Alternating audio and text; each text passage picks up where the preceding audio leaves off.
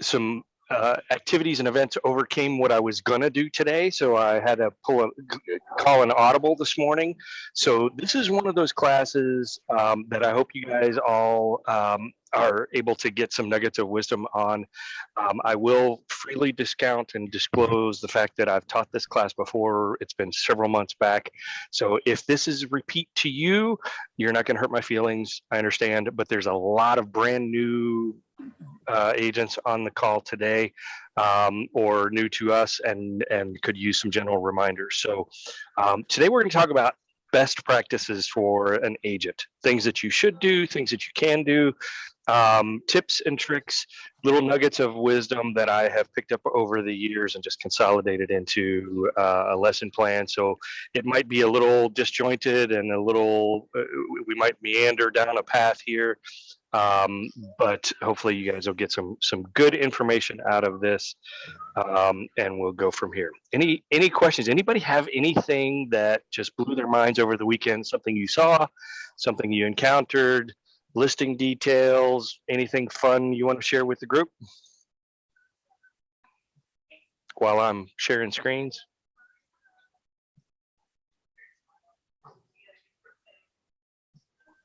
Oh, come on. Somebody's got a great story to tell.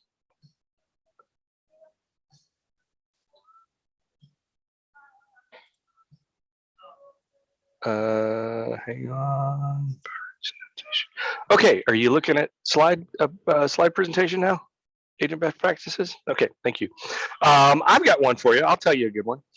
I am dealing with a family that is making a decision to move into what they're calling a kind of like a family compound kind of thing.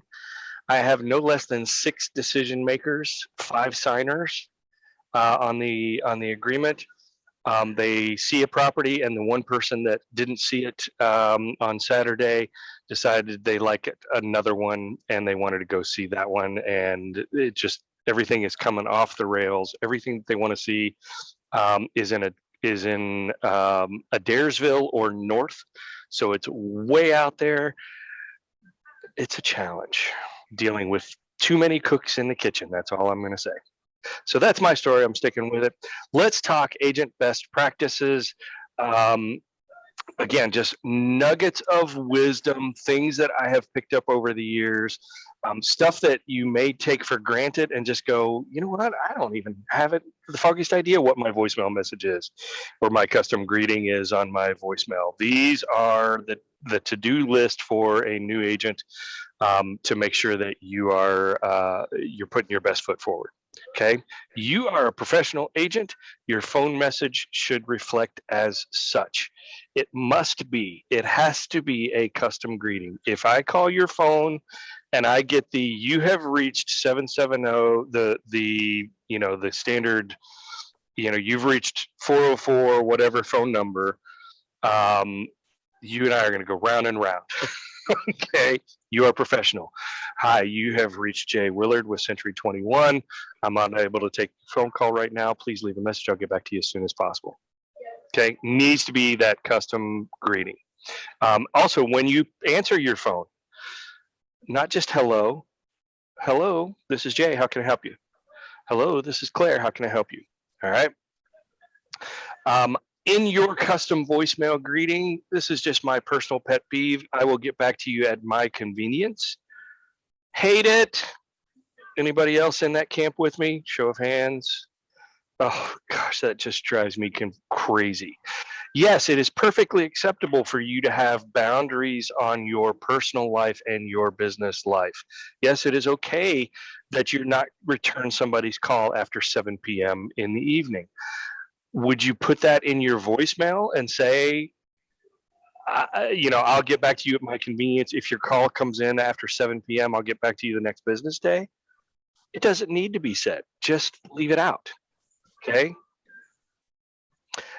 The other thing that is a personal pet peeve is not monitoring your voicemail and letting it fill up to the point where your phone system no longer will allow somebody to leave an additional voicemail.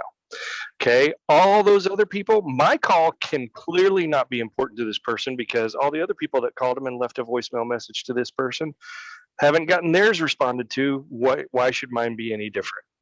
Okay, you guys got to make sure you're on top of this. All right. I strongly suggest when you start dealing with whether it be a prospect or even a co-op agent, you put them into your contact list within your phone. That way you don't have an unknown number come up on your screen. You know who's calling you, and you know what the urgency is to be able to respond to it. Okay. To that point, who here uses the HomeSnap Pro app? I'm a big fan. HomeSnap Pro has a feature in it where you can look up your co-op agent. Say you're showing a house and it's listed by, I don't know, somebody named Leah Valley, and you want to know what kind of history she got. You can actually look up Leah on the phone on your HomeSnap app and click one button, and it will automatically add it to your address book, so it's in your contact list from that day forward. Okay. You can also see someone's deal flow, which is a great little tool that you can see how much production they've had in the last 24 months. Okay, so it's kind of like knowing your enemy. You guys know I'm a military veteran. I studied Sun Tzu and the Art of War, which was an ancient Japanese warrior, and his whole thing was know your competition, know your enemy. And if you're dealing with somebody that's had 32 listings in the last year and you're representing a buyer and this is your first deal, you might be at a slight disadvantage. Or if the numbers are opposite, you might have a strategic advantage, and I would leverage it.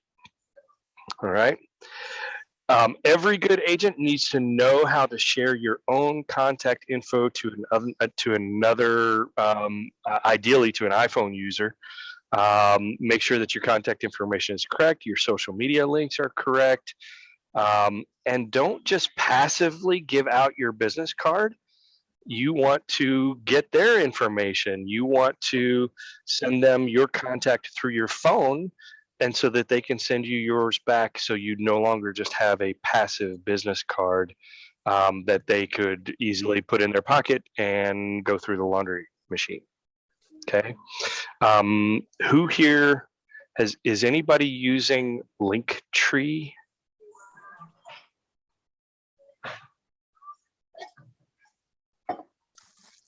That might be one that you might want to consider. Somebody put me onto that recently. I haven't really done a deep dive into it, but the Linktree is a way to very quickly share your contact information as well as all of your social media tags with somebody through Linktree.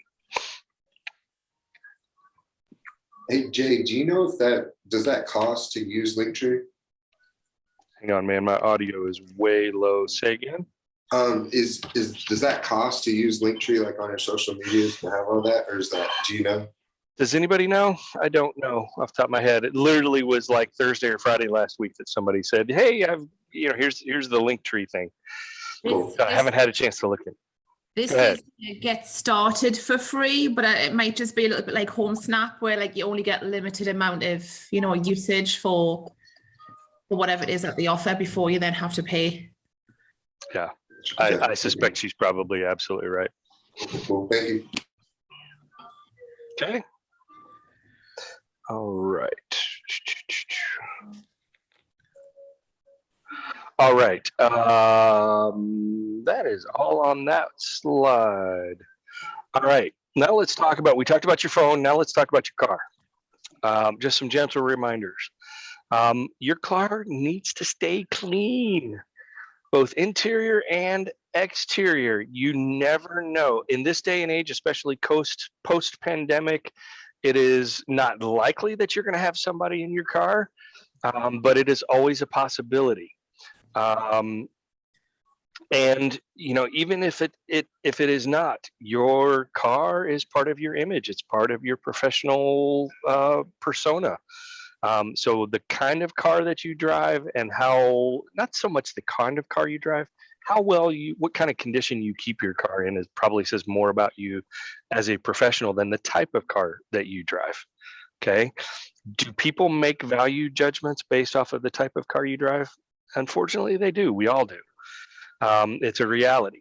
But for what it's worth, you can be very successful in this business and still drive a modest, that's the word I'm looking for, a modest vehicle. You do not have to drive a Jaguar or a Lexus or a Mercedes Benz. Okay.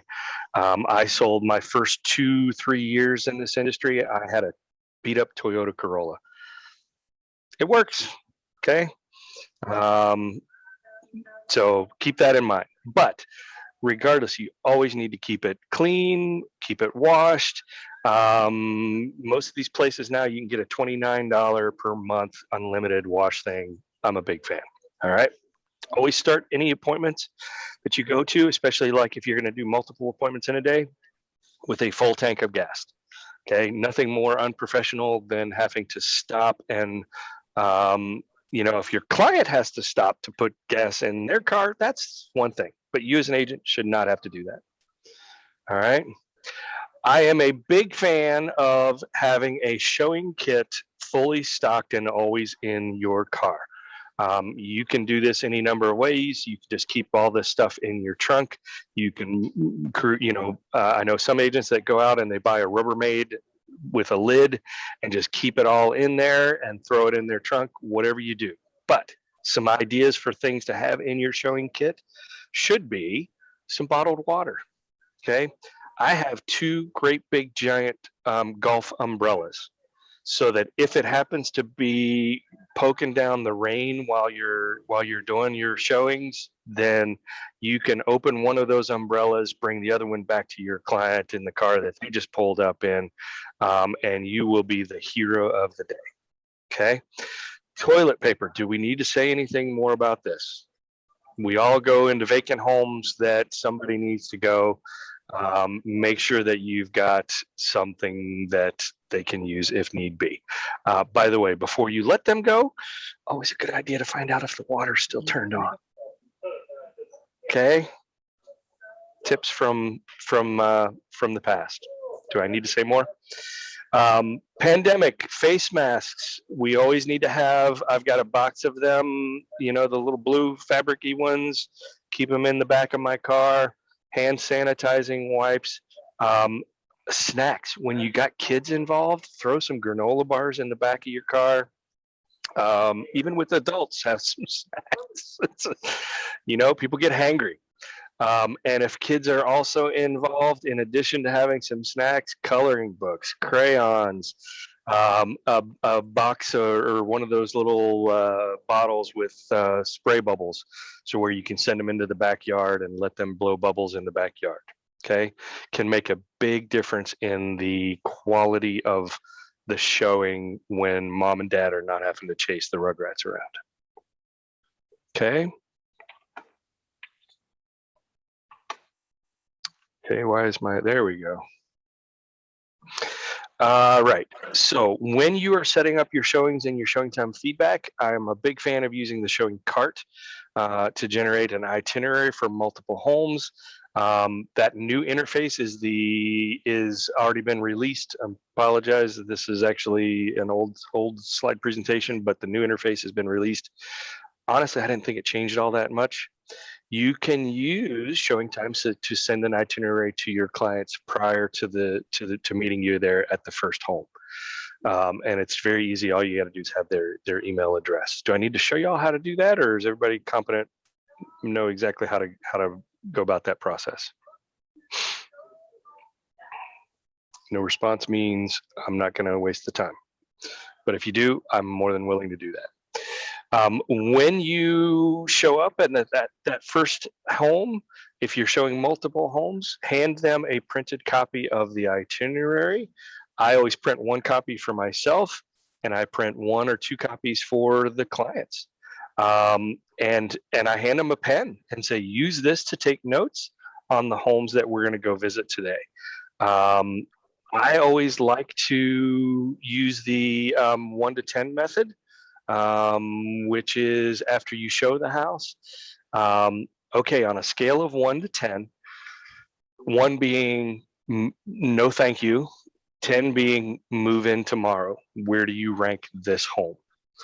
And I will keep my notes on it. And at the end of the day, I'll use that itinerary and I'll go down through and I'll go, okay, the first house was a 7, the second house was a 9, third house was an 8, and then the fourth house was an 8. So we've got a 9, a 7, and 2 8s. Is the 9 one strong enough that you feel like you might be ready to put an offer in? It makes it a lot easier to have those conversations. It makes it a lot easier to sort through the client's likes and dislikes. Any questions on that one?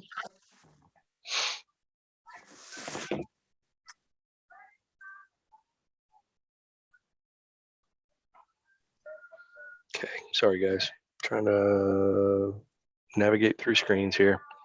All right.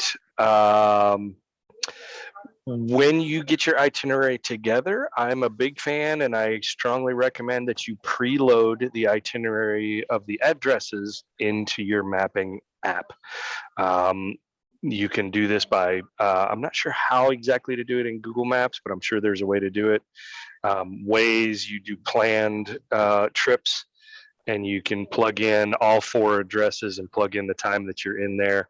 That way it makes it very easy when you walk out of one house to pull up your phone and go, okay, we've got a 15-minute drive to get to the next house on the list, but we've got 30 minutes to go. Does anybody need a bathroom break? Something along those lines. Or we're behind schedule, we need to move out quickly. Okay, and by all means, stay on the schedule.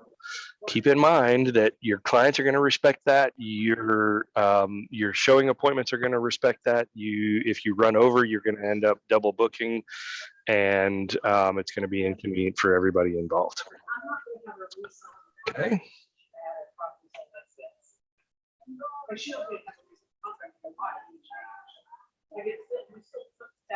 Sorry. Here's your showing itinerary.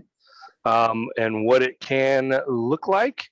I just happened to do one that I canceled a whole bunch of houses, but nonetheless, it works. And this is a copy of what the itinerary looks like when it prints out for them, as well as the bottom page and the mapping for them. And this is where I literally will come down through and I'll put my number, this was an 8, this was a 7, this one was a 3. And you just keep your notes right there on the itinerary. Okay. Always leave feedback for after you've shown a home. Always leave feedback. It is the golden rule. You want to have done to you what you want people to do to you, what you want people to have done to you, you want to do to others. When you have a listing, you're going to want that feedback. And in order to do that, you need to leave feedback. Okay, make your feedback valuable and meaningful. Include any negatives, include any positives. Put some thought into it. Price too high, just right, or price below market. Give them some value to it. I use what we call, in the military, we call it a poop sandwich. You put the negative comment in between 2 positive comments. Sorry for the crudeness, but hopefully it'll help you remember that. Hey, great neighborhood. Sellers felt that the house was drastically overpriced, but they love the backyard. Make it meaningful, but yet helpful. All right. And consider customizing your feedback questions on any of your listings. Who else gets tired of the standard 4 questions that they get with every single showing? If you flip things around a little bit, make it a little bit more customizable, and this is a great way to do this, ask some different questions to them.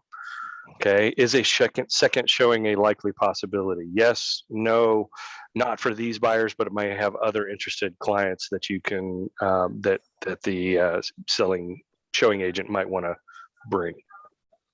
Okay, and if anybody wants to benchmark off of this template, you're welcome to do so, but it's pretty easy to do.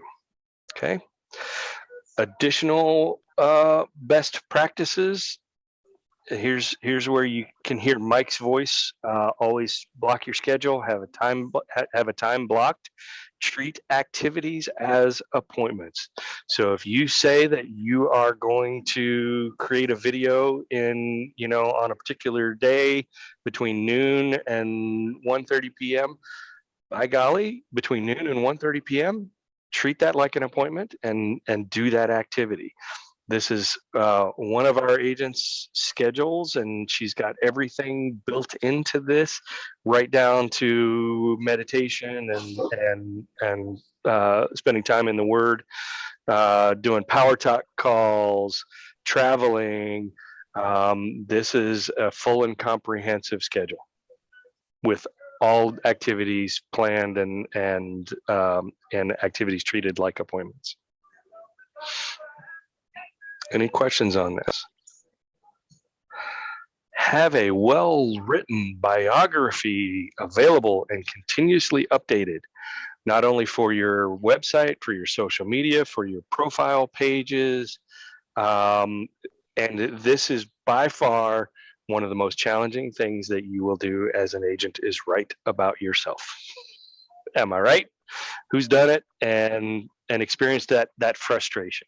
Okay. The good news is once you've done it, you don't have to change it that often. You update it with a few things here and there, and you should be good to go after that. Okay. Do you suggest these be written in first person or third person? Good question. Kind of depends on the format. Probably third person. That's the way this one is written, is third person. Okay.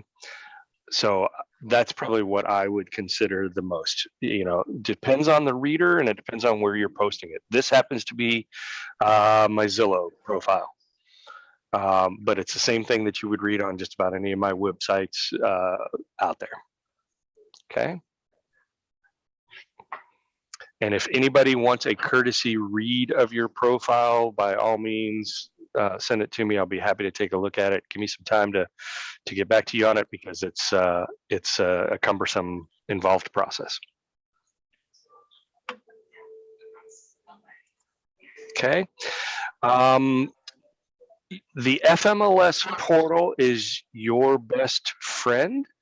When you set your people up on notifications, on auto emails, you want to monitor their activities, and the best way to do that is through the portal notification settings that are built into the system in one home. Okay, and I'm going to show you exactly how to get to those. You go to your main page.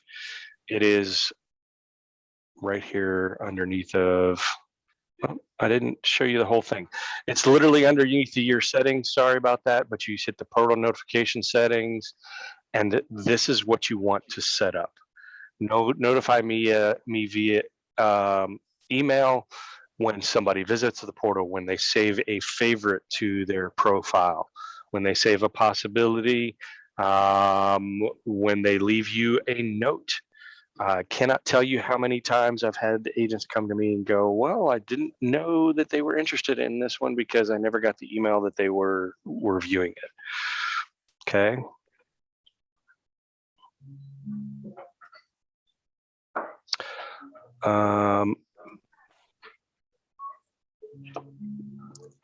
If you are negotiating, we have about 82, that's probably even higher now, years of experience on the broker staff. Never let a deal, never submit a TNR or a termination before you take on a partner. Okay. Can we always fix everything? No. Quite often we cannot. But there are some very creative solutions to some very difficult problems that can be employed. And if we don't know about it, we can't help you with it. Okay. So take on a partner in any type of situation like that. There are some great ways for you to get content for video or email marketing.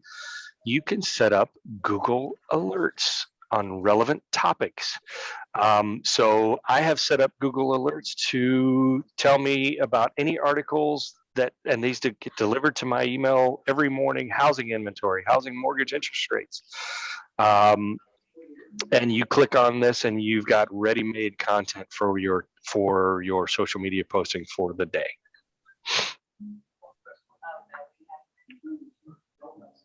And if anybody needs any help doing this, I'm happy to walk you through it sometime. Schedule a coaching session with me.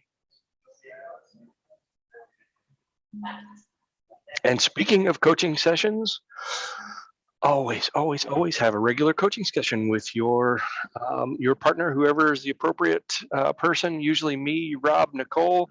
If you're a more experienced agent, you might get some time with Mike. But we are here for you. Book your time and keep it a regular, reoccurring schedule every week. Okay, keeps your pencil sharp. I love this. If a client tells you, I know people that charge less, respond, I've got clients that'll pay more. The key to this is keep developing the skills to the level that allows you to work with whoever you want to. Okay? That is key. If you've got somebody that's like, I want you to charge less. Well, I'm sorry, I don't do that, because I do more than those. I have skills, I have experience that makes me valuable to this equation. Okay. All right, everybody. I have exhausted my 30 minutes, and I apologize for the length. But what questions do you have for me? Anything?